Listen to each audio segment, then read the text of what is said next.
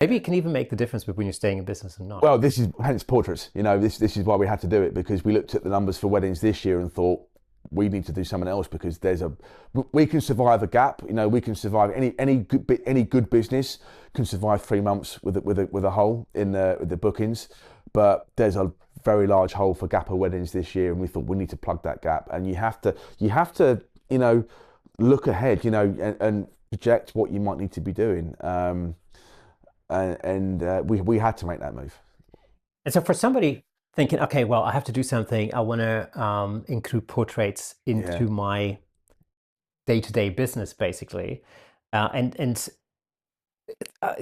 this might be cyclical. I've been doing weddings for 20 years, so my past client database is huge. So initially we started just going, hey, we're doing portraits now. I mean, I was always asked if I did family stuff. I was like, no, I can do it, but it'll be on location, and the weather in this country is not brilliant. And all of a sudden you would just have to cancel.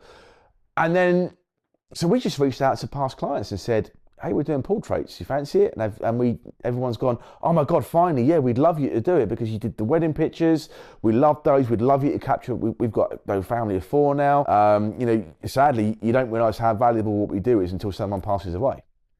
And that's where we put the value on it. So, we've got a family of 10 coming in here on Saturday, which is going to be a bit of a squeeze, but but we'll get them in, and we'll do a composite, and it'll be great. But so we reached out to past clients, and that's gone really, really well, and that should keep me busy for the rest of the year. So let's talk about something that's slightly controversial. I've Right. announced Yes. it, and we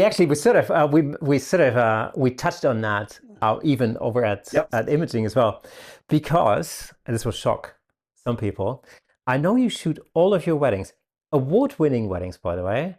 And that being said, you won basically the best in show in the wedding category at Imaging USA out of heck knows how many entrants.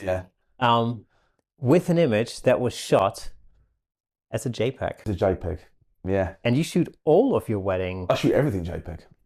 That's unbelievable. For those of us who wear t-shirts saying I shoot raw. Yeah. First of all, what is your thinking behind that? Okay, so initially it was a mistake on my part at a wedding. So I had the pre-production model of the X Pro 2 that Fujifilm launched in 2016.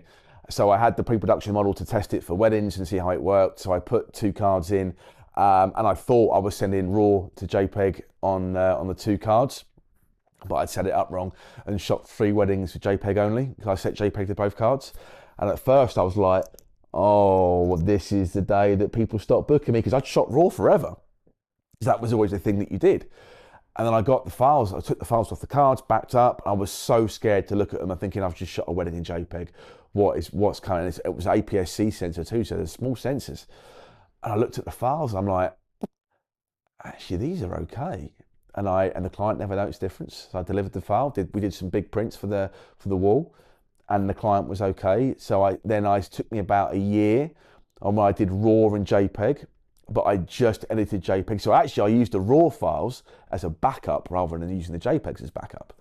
And then in about 2018, I thought, no, this is where I want to be at. And I just sent JPEG to both cards, and the rest is history.